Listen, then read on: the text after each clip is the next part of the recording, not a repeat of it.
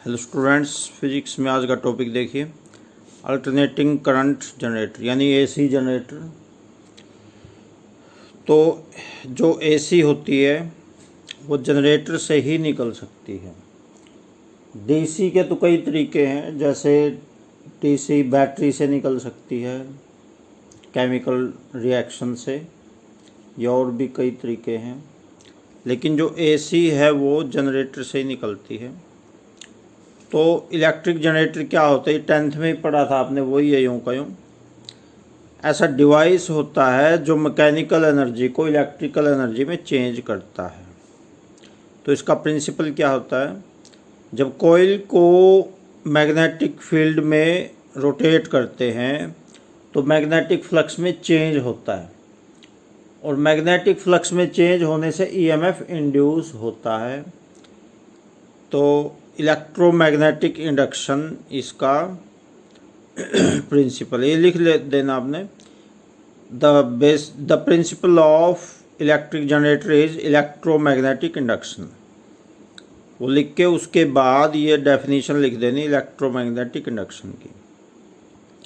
This is definition of electromagnetic induction. तो construction में देखो, इसमें एक तो आर्मेचर होता है, ये वाला आर्मेचर, ये इसको घुमाते हैं। कैसे घुमाते हैं, इंजन से घुमाएंगे या टरबाइन से घुमाएंगे, किसी ना किसी चीज़ से तो इसको घुमाएंगे। ये रेक्टेंगुलर कॉइल होती है, आर्मेचर एक टाइप रेक्टेंगुलर कॉइल होती है ABCD, consisting of large number of turns of copper wire wound over a soft iron core। तो इसमें सॉफ्ट आयरन कोर पे बहुत सी तांबे की तार लिपटी होती है, रेक्टेंगुलर कॉइल होती है ABCD। और उसके बाद है फील्ड मैग्नेट। फील्ड मैग्नेट क्या होता है, ये फील्ड मैग्नेट है, नॉर्थ पोल साउथ पोल। ये छोटे जनरेटर्स में तो ये परमानेंट मैग्नेट होती है, और बड़े जनरेटर्स में ये इलेक्ट्रोमैग्नेट होती है। ठीक है, the armature rotated with in between the two poles of magnet. उसके बाद स्लिप रिंग्स, ये देखो ये स्लिप रिंग्स होते हैं ये वाले। तो जब इस कॉइल को रोटेट करते हैं तो इस कॉइल में जो तांबे की तार है उसमें करंट आ जाएगा। रोटेट जब नहीं करेंगे तब करंट नहीं होगा, क्योंकि ये नॉर्थ पोल ये साउथ पोल मैग्नेटिक फील्ड के बीच में इस कॉइल को रोटेट करेंगे तो इसमें ईएमएफ इंड्यूस हो जाएगा। इंड्यूस का मतलब अपने आप बनेगा, ईएमएफ इसमें इंड्यूस हो जाए। ईएमएफ क्या होता है, वोल्टेज होती है, इंड्यूस हो जाती है। तो करंट तो तभी फ्लो करेगा जब इसका सर्किट कंप्लीट होगा। जैसे यहाँ पर रेजिस्टेंस अगर लगाएंगे, कोई भी रेजिस्टेंस का मतलब लोड लगाएंगे, पंखा, प्रेस, हीटर, फ्रिज, एसी, कुछ ना कुछ अगर यहाँ लगाएंगे तभी करंट फ्लो करेगा।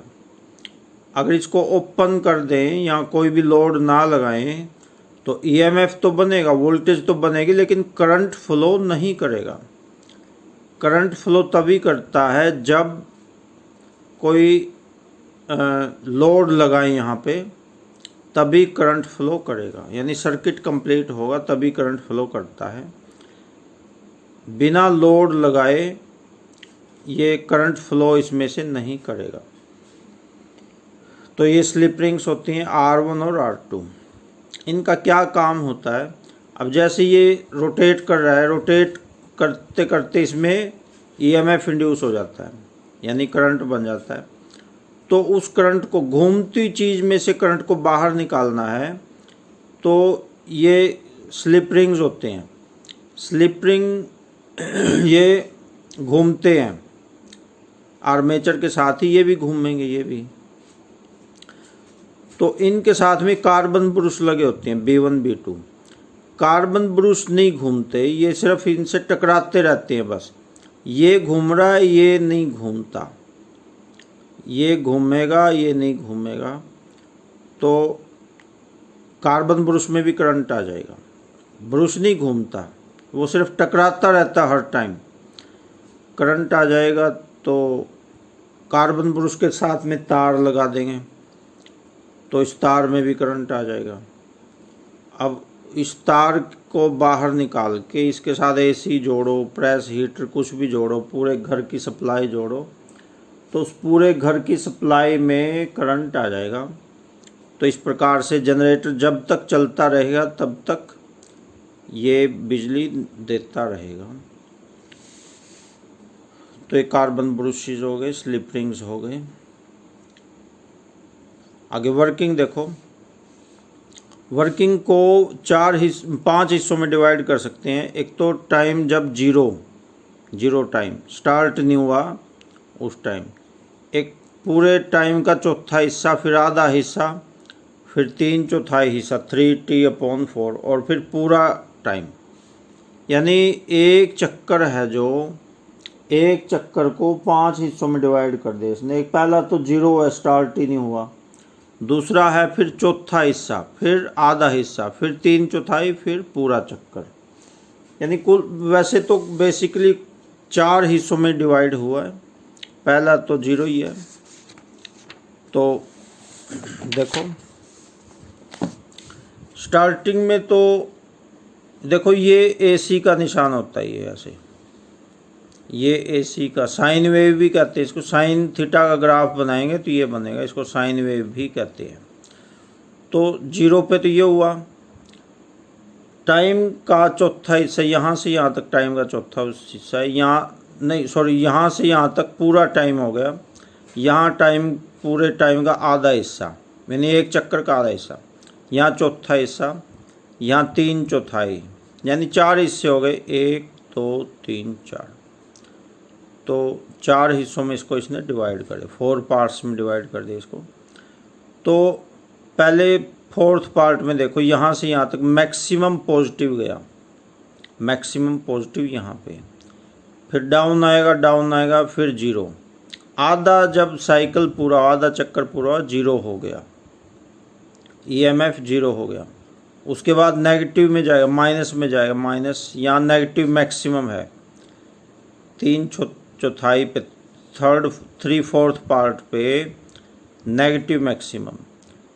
ये घटना शुरू हो गया, घटते घटते यहाँ नेगेटिव मैक्सिमम आ गया, मैक्सिमम कम आ गया।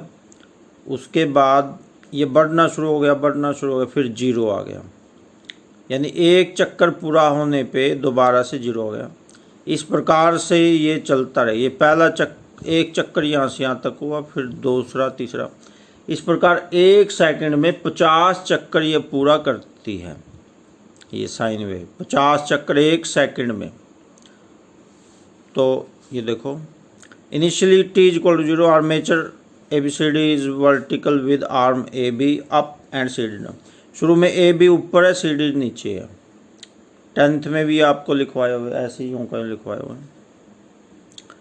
During the motion of armature between t = 0 to t, यानी आधे चक्कर तक, t/2 तक, यहाँ से यहाँ तक, यहाँ से यहाँ तक क्या होगा, फ्लेमिंग के राइट हैंड रूल के अनुसार करंट DCBA डायरेक्शन में चलेगा, DCBA इस डायरेक्शन में चलेगा। देखो करंट चलेगा DCBA इस डायरेक्शन में, ऐसे। उसके बाद फिर आधा चक्कर पूरा हुआ यहाँ तक, तो करंट की डायरेक्शन हुई DCBA। उसके बाद क्या होगा यहाँ तक, उसके बाद उल्टा कर दो, इसको अलग पैरा भी बना सकते, अलग पैरा बनाओगे थोड़ा अच्छे से समझ में आ जाएगा आपको। ये यहाँ से यहाँ तक तो एक पैरा बना लो, यहाँ के बाद नेक्स्ट पैरा बना लो। On the other hand during the motion of armature between t = T2 to t = T, यानी आधे चक्कर से पूरे चक्कर तक क्या होगा, उल्टा हो जाएगा।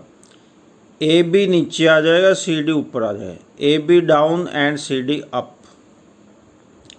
तो उस दौरान करंट की डायरेक्शन भी उल्टी हो जाएगी, ABCD बन जाएगी।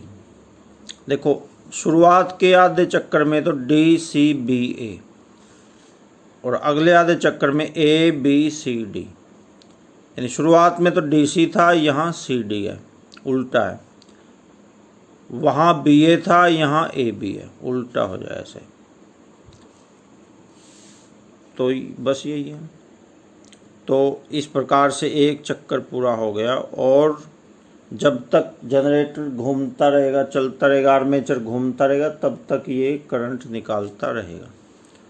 तो एक तो डायग्राम आपने ये बनाना है, एक ये बनाना है AC का, और ये तो मेन डायग्राम है ही, ये वाला, ये मेन डायग्राम है।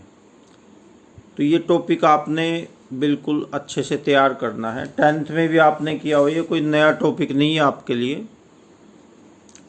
ये Fleming's left hand right hand rule, ये भी 10th में आपने किए हुए हैं, वही हैं रूल्स, तो वही रहेंगे। ये थोड़ी है कि 10th में अलग था 12th में अलग। तो ये आपने पक्का करना, और ये एग्ज़ाम में मोस्टली आता है, लगभग 10th में भी आता है। 10th में तो ज़रूरी आता है पक्का 100%। मोटर या जनरेटर होते हैं, उनमें से एक ज़रूर आता है। अब यहाँ 12th में मोटर नहीं है, मोटर की बजाय यहाँ ट्रांसफॉर्मर है। जैसे 10th में 2 थे, मोटर और जनरेटर, ऐसे 12th में ट्रांसफॉर्मर और जनरेटर, यहाँ भी 2 है, और इन दोनों में से मोस्टली एक ज़रूर आता है। तो इसको आपने पक्का याद कर लेना है। तो अभी इस वीडियो में इतना ही रहेगा। Okay, thanks.